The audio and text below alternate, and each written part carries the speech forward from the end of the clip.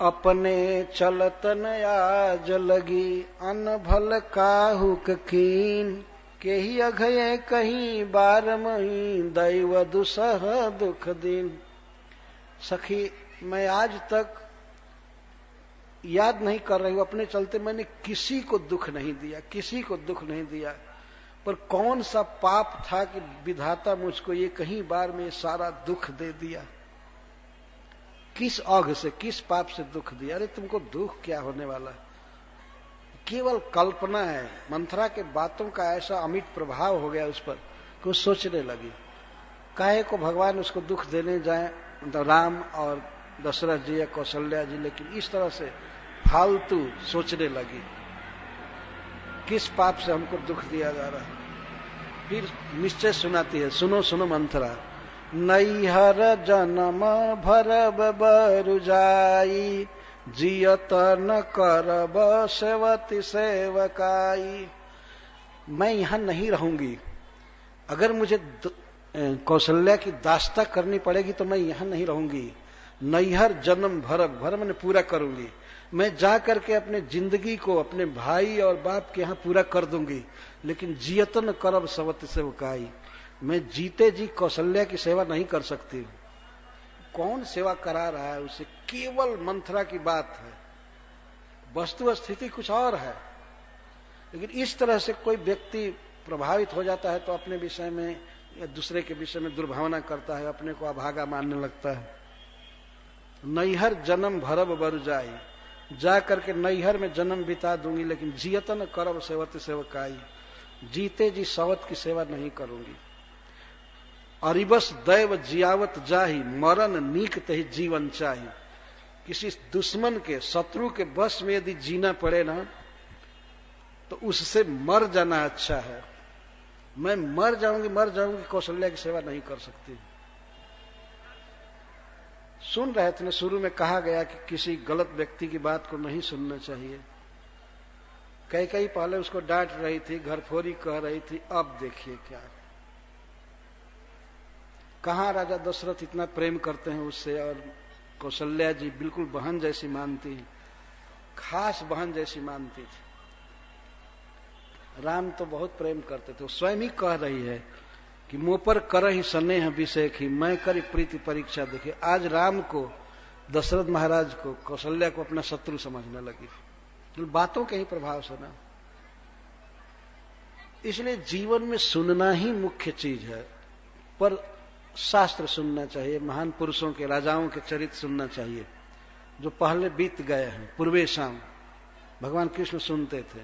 आजकल के लोगों का दुर्भाग्य क्या है कि वे आधुनिक काल के नेताओं का, इसका उसका सब सुनते रहते हैं।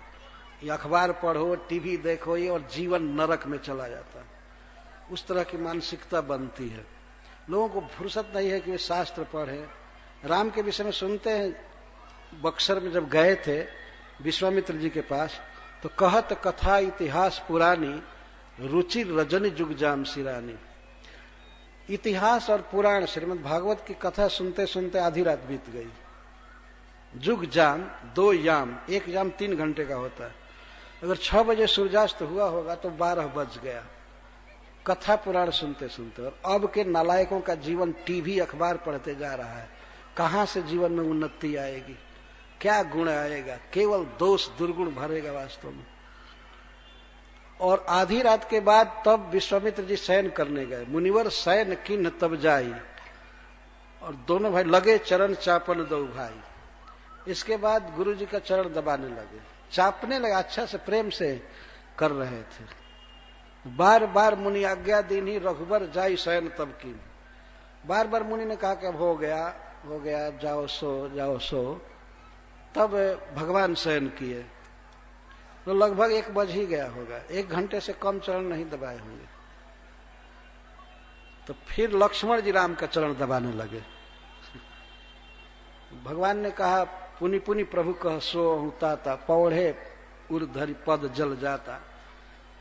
लक्ष्मण जी भगवान के चरण कमल को अपने छाती पर लगा करके वहीं पौढ़े लेट गए, सोए नहीं। और उठे लखन से विगत सुने। जो सबसे बाद में सोया वो पहले जग गया। लक्ष्मण जी सबसे पहले जग गए। अरुण शिखा, जिसके शिखा पर अरुण होता है, लाल लाल मुर्गा, मुर्गा के बोलने से वे जग गए। अरुण शिखा धुनी बिना बैटरी के अलार्म भगवान ने बनाया है, मुर्गे बोलते हैं भोर में, तो उसको सुन करके जग गए लक्ष्मण जी। और गुरुते पहिले जगतपति जागे राम सुजान, और गुरु जी से पहले जग गए राम जी। ये दोनों भाई मंगला आरती अटेंड किए, और गुरु जी थोड़ा बूढ़े बाढ़े थे तो इसलिए वो अभी आराम कर रहे थे। और आजकल के तो चेला लोग ही वो 8 बजे जगते हैं।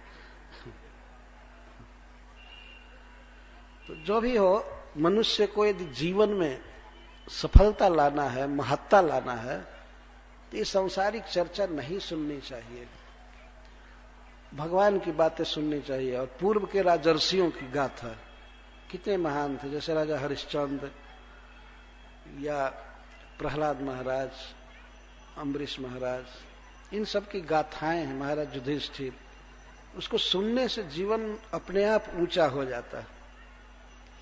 तो कैकेयी ने सुना मंथरा की बात, तो इस तरह से सोच रही है। इसके बाद कुबरी क्या कहती है, दीन बचन कह बहुविधि रानी, बहुत प्रकार से विलाप करने लगी रानी कि हाय हमने किसको दुख दिया था, राम हमारे विरुद्ध हो गया, दशरथ हमारे विरुद्ध हो गया, ये हो गया, वो हो गया, हाय रे, बहुत रो रही थी। तब सुनी कुबरी तिये माया ठानी, तो कुबरी फिर स्त्री की माया ठानी समझाने के लिए, रानी जी सुनिए सुनिए, आप पहले तो आप रोइए मत, हमारी बात मानिए, हमारी बात मानिए, आप रोइए मत, सुनिए।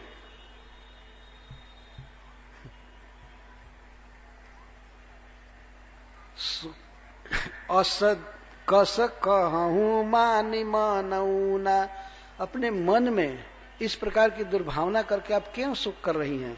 सुख सोहाग तुम कह दीन दूना, दिन दिन दूना दूना आपका सौभाग्य रहेगा और सुख रहेगा। सौभाग्य जो रहेगा तो मालूम है 4-5 दिन के बाद राजा दशरथ मार जाएंगे। अरे कह रहे कि आपका सुख सौभाग्य दिन दूना बढ़ेगा, आप हमेशा सौभाग्यवती रहोगी और हमेशा सुखी रहोगी। और जेहिरा उर अति अनभलता का सोई पाई यह फल परिपाका, जो कौशल्या आपका अनुभव करना चाहती है ना, तो ये परिणाम, ये फल उसी के सिर पर गिरेगा। जानती है रानी जिसनी मैं क्या किए, जबते कुमत सुना मैं स्वामिनी, भूख न बासर नींद न जामिनी। जब से मैं सुनी हूं, 15 दिन से सुनी हूं इस कुमत, ये जो राम को राज तिलक देने की बात, जब से सुनी हूं ना, उस दिन से मैं एक दिन भी खाई नहीं हूं दिन में, और रात में 1 मिनट भी नहीं सोई हूं। आप क्या जानते हैं कि मैं ऐसे ही दम लूंगी। मैं जब इस बात को सुनी कि राम को तिलक दिया जा रहा है, तो मैं पड़ गई कि नहीं, भरत को राज दिया जाएगा। पड़ गई, इतनी चिंता में पड़ गई रानी जी कि दिन में भूख लगी ही नहीं। भूख न बासर नींद न जामिनी, जामिनी मैंने रात, रात में कभी नींद नहीं आई और दिन में भूख ही नहीं लगी, मुझे शोक छा गया। तब मैं तुरंत एक गुनी के पास पहुंची, एक ज्योतिषी के पास, और पूछी कि ज्योतिषी जी आप गिन करके गणना करके बताइए कि राम राजा होंगे कि भरत।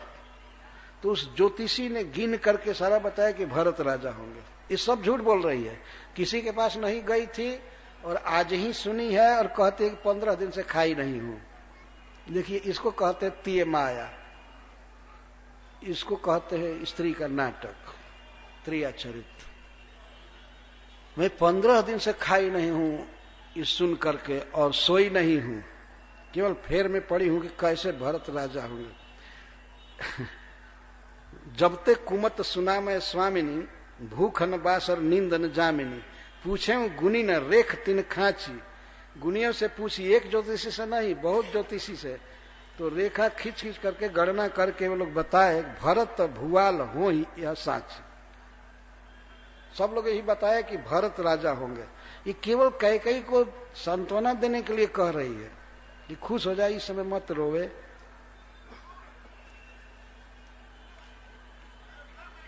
तब कैकेयी कहती, अरे अब क्या किया जा सकता है, अब क्या किया जा सकता है, सब दिन नष्ट, दिन निश्चित हो गया, ये हो गया। तब कहती एक उपाय है, रानी जी सुनिए, आप रोइए मत, एक उपाय है, लेकिन पहले आप कबूल कीजिए कि आप करेंगी ना मैं जो कहूंगी। पहले कहवा ली इस तरह से, भामिनी करहूं तो कहूं उपाऊ, है तुम्हारी सेवा बसराऊ। उपाय करोगी मैं बताऊंगी, लेकिन पहले ये कहो कि तुम करोगी तब बताऊंगी, नहीं तो बताकर क्या होगा। तो उसको आशा हो गई कहीं कहीं को, ठीक है बताओ बताओ बताओ बताओ बताओ। इतना ही नहीं कही, परऊं कूप तुव बचन पर सकऊं पूत पति त्याग, कह सिद्ध मोर दुख देख बड़ कस न करब हित लाग। क्या करे मंथरा, तुम्हारी बात का पालन मैं करूंगी तब तुम कहोगी। सुनो, तुम्हारे कहने से परऊं कूप तुव बचन पर, अगर कहोगी कुआं में कूद जाओ अभी कूद जाऊंगी, इतना तुम पर मुझे विश्वास। परऊं कूप तुव बचन पर, मैं कुआं में कूद पड़ूंगी और पूत पति को भी त्याग दूंगी, दशरथ को और भरत को भी छोड़ दूंगी। बाप, इतना प्रभावित हो गए। सकऊं पूत पति त्याग, पुत्र को और पति को भी छोड़ दूंगी। तुम मेरा बड़ा दुख देख करके मेरी मुझे सलाह दे रही है तो कसन करब हित लाग। अगर मेरे मन में ये भावना है कि मेरा हित होना चाहिए तो क्यों नहीं करूंगी। जितना तुम मेरा हित कर रही हो इतना कोई नहीं किया। तो कुबरी करी कबूल कै कई, कपट छुरी उर पाहनटे। तो कबूल करवा लिया कि ये हमारी बात का पालन करेगी। इसके बाद अपने हृदय के पत्थर पर कपट की छुरी टेने लगी मतलब तीक्ष्ण करने लगी। कपट छुरी उर पाहन टे, टेना समझते हैं ना, टे फरगा रही थी, तीक्ष्ण कर रही कहा हृदय के पत्थर पर कपट की छुरी। इसको केवल नष्ट करना था, कई को भी, सबको राम को दुख देना और सब कपट कर रहे थे। कपट की छुरी है, छुरी प्रकट वास्तव में कोई छुरी नहीं समझना चाहिए, कपट ही छुरी है। और कपट कहाँ रहता है? हृदय में। तो हृदय में उसको और टे रही थी, विचार कर रही थी कि और क्या बोलूं क्या करूं, इस तरह से टे रही थी। लखई न रानी निकट दुख कैसे, चरई हरित तृण बलि पशु जैसे। और रानी तो बिल्कुल आश्वास में थी कि ये मेरा हितैषी है, उसके कपट को उसी तरह से नहीं लख रही थी जैसे कोई बकरा या बकरी हरी हरी घास चरती है, लेकिन तुरंत ही कसाई उसके गर्दन पर छुरा मारने वाला है, तलवार मारने वाला है, उस दुख को नहीं देखता। बलि पशु, बलि देने के लिए। कभी कभी काली जी को बकरा चढ़ाने के लिए लोग जाते हैं, तो काली जी के पास बकरा को पुआ दे दीजिए, खाता रहेगा, चना खाता रहेगा, हरी हरी घास खाता रहेगा। और उस मूर्ख को पता नहीं है कि ये दूसरे ही क्षण छुरी गर्दन पर चलने वाली है। इस तरह से रानी को कुछ भी पता नहीं है कि ये मंथरा कपट कर रही है और तुरंत चाकू चलाएगी। चरई हरित तृण बलि पशु जैसे। ये मांस खाने वाले लोग इस तरह से पशु को मारते हैं, विश्वास दिला करके। अभी हाल की बात है, बॉम्बे में बकरीद पर एक व्यक्ति बकरा लाए खाने। उस समय वो नहीं खाना, हाँ उस समय उनको बलि देनी थी, खाना था बकरा को। तो बेचारा आ करके उस बकरा खाने वाले के शरीर में सट रहा था, बार बार बड़ा प्रेम प्रकट कर रहा था। तो वो व्यक्ति कहा, अरे भाई इतना प्रेम मत करो, नहीं तो तुमको मार नहीं पाऊंगा। ये बात छपी थी अखबार, इतना प्रेम मत करो नहीं तो तुमको मारने में दिक्कत होगी मुझे। दिक्कत क्या होगी? पत्थर का हृदय, क्या दिक्कत? करोड़ों करोड़ों बकरा इस तरह मनुष्यों के पेट में चले जाते हैं। खैर हमारा ये विषय नहीं है। विषय यह है कि महारानी कैकेयी मंथरा के इस कपट को नहीं समझ रही थी। जैसे बलि का पशु बलि देने वाले के हाथ में छुरा के द्वारा जो दुख होगा उसको नहीं देख पाता। सुनत बात मृदुवंत कठोरी, देत मनहु मधुमाहुर घोरी। बहुत मधुर बात बोल रही थी कि मैं उपाय बता रही हूं। गोस्वामी तुलसीदास जी कहते हैं कि जैसे कोई मधु में, शहद में हलाहल जहर मिला करके दे, उसका क्या परिणाम होगा वो तो आएगा जहर के पीने के समान। लेकिन मधुर बात बोल रही थी। तब बोलती है, देखिए, कहई चेरी, चेरी बोली, मंथरा बोली, सुधी हई कि नहीं। रानी जी आपको याद है कि नहीं, एक बार हमसे आपने एक बात कहा था, याद है आपको? कही नहीं। कौन बात? कई बात कही हूं, तो किस बात के लिए कह रही हो? आपको सुधी नहीं है? स्वामिनी कहूं कथा मोहि पाही। आपने मुझसे बात सुनाई थी अपने पति के संबंध में। क्या क्या? तो ये कहती है, दुई बरदान भूप सन थाती, मांगहूं आज जुड़ावहूं छाती। आपने कहा था ना कि राजा दशरथ आपके पति देव आपके प्रेम से प्रसन्न होकर के आपको 2 वर देने के लिए कहे थे। हाँ हाँ, तो बस 2 वर मांगिए। वो 2 वरदान मांग करके अपने छाती को जुड़वा दीजिए। अब एकदम मत रोइए। देखिए कितना सरल उपाय है। सुत ही राज राम ही बनवासु। तो 2 वर मांगे इस तरह से, क्रम बता रही कैसे मांगना चाहिए। सुत ही राज, अपने पुत्र को भरत को राज्य मांगिए, भरत के लिए राज्य मांगिए। और राम ही बनवासु, और राम को वनवास मांगिए। इस प्रकार से आप अपने सौत के हुलास को छीन लीजिए। देहु लेहु सब सवती हुलास। जो कौशल्या इतना खुश है ना, तो उसको आप दुख में डालिए। और सुनिए, भूपति राम शपथ जब करई, तब मांगहूं जही वचन न टरई। सिखा रही है। राजा दशरथ जब राम की सौगंध करेंगे ना, राजा जब राम की सौगंध खाएंगे तब मांगिएगा, नहीं तो टल जाएगा, वचन छोड़ देगा। राम से उसका इतना प्रेम है। तब मांगे हूं जही वचन न टरई। और आज रात तक यह काज हो जाना चाहिए। होई काज आज निश बीते, वचन मोर प्रिय मानहु जीते। मेरे वचन को अपने कलेजा से भी ज्यादा प्रिय समझिए। कलेजा जितना प्रिय है उससे भी ज्यादा। याद रखिए कैसे कैसे मांगना है। राम की सौगंध खा जाए राजा तब मांगे। और याद रखिएगा, हमारी बात याद रखिए। कई बात बताई कि ऐसे सोइएगा, कुप भवन में ऐसे जाइए, यहां जाइए, वहां जाइए। पहले राजाओं के यहाँ एक रूम बना होता था, उसमें राजा 24 घंटे के अंदर जरूर जाते थे कि परिवार में, राज परिवार में किसी को कोई तकलीफ है, कंप्लेंट है, तो वो लोग वहां सो जाते थे। जाकर के मिलते थे। कुछ दुख है इस परिवार में, तो राजा जाकर के मिलते थे, क्या तकलीफ है, क्या दुख है। तो उसको कोप भवन कहा जाता था। खास करके राज परिवार, अपनी पत्नी, अपने पुत्र या माता पिता और कुछ मिनिस्टर लोग थे, जिनको कोई तकलीफ होता था राजा से, कोई मांग करानी होती थी, तो वो लोग जाते थे और राजा मिलते थे डायरेक्ट और सोल्व करते थे। तो उस स्थान को कोप भवन कहा जाता था।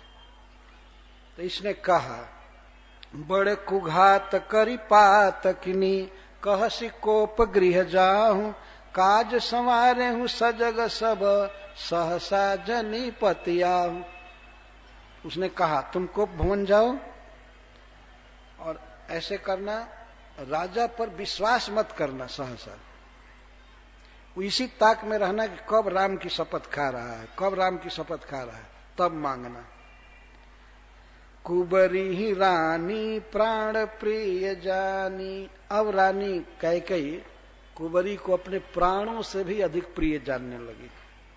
बार बार बड़ बुद्धि बखानी, और बार बार कहती थी कि ओहो धन्य हो, सरस्वती के पास भी ऐसी बुद्धि नहीं हो सकती है जितना तुम्हारे पास बुद्धि है, धन्य हो तुम। बार बार बड़ बुद्धि बखानी, तुम्हारी बुद्धि के आगे तो बृहस्पति जी भी फेल है। ऐसी बात कही, एक बार रुला कर तुरंत उपाय बता करके हंसाने लगी, तो उसकी प्रशंसा कर रही। ऐसे ही लोग संसार में होते हैं, सबसे बड़े अहित को, दुश्मन को, काम बिगाड़ने वाले की सराहना करते हैं। अरे आपने हमारा काम बना दिया, ये किया वो किया, बार बार बखान दे, बार बार बड़ बुद्धि बखान दे। तो ही समहित न मोर संसारा, बहे जात कई भयसी अधारा। तुम्हारे जैसा हितैषी संसार में मेरा कोई नहीं है, मतलब भरत और महाराज भी नहीं है, राजा दशरथ भी नहीं है। जो विधि पूरब मनोरथ काली, करऊं तो ही चख पुतरियाली। अगर कल विधाता मेरी इच्छा को पूरा कर देता है, मतलब भरत को राज देना, तो तुम्हें मैं आंखों की पुतली बना करके रखूंगी। करऊं तो ही चख पुतरियाली, आली मैंने सखी, हे सखी मैं तुमको अपने आंखों की पुतली बना करके रखूंगी। बहुविधि चेरी आदर देई, कोप भवन गवनी कैकेयी। इस तरह दासी की बहुत सराहना करके, आदर दे करके, और तब रानी गई कोप भवन में। कैसा कपड़ा पहनना, साड़ी पहनना, किस तरह से अपने अलंकार को, गहनों को फेंक देना जमीन पर, ये सब बताई थी। ये ऐसे रहना कि राजा दशरथ ये न विश्वास करे कि तुम उसके प्रति क्रोध की हो, बल्कि राजा दशरथ ये समझे कि तुम मान की हो। प्रणय कोप किया, सचमुच कोप नहीं किया, ऐसा समझे। देखिए इस तरह से इस कथा के द्वारा सार यही निकला। को न कुसंगति पाई न साई, रही न नीच मते चतुराई। नीच मनुष्यों के मत लेने से चतुरता नहीं रहती है, बुद्धि नष्ट हो जाती है। यही इस कथा का सार है और बहुत जीवन में आवश्यक है। प्रत्येक व्यक्ति के कोई न कोई सलाहकार होते ही हैं, तो सलाहकार वास्तव में हितैषी हो, सज्जन हो और जो ज्ञानी हो वो तो ठीक है, अन्यथा अपने सलाहकारों से ही व्यक्ति गिर जाता है। इस तरह कैकेयी जैसा शुद्ध नारी जो भगवान से इतना प्रेम करती थी, उसका हृदय कितना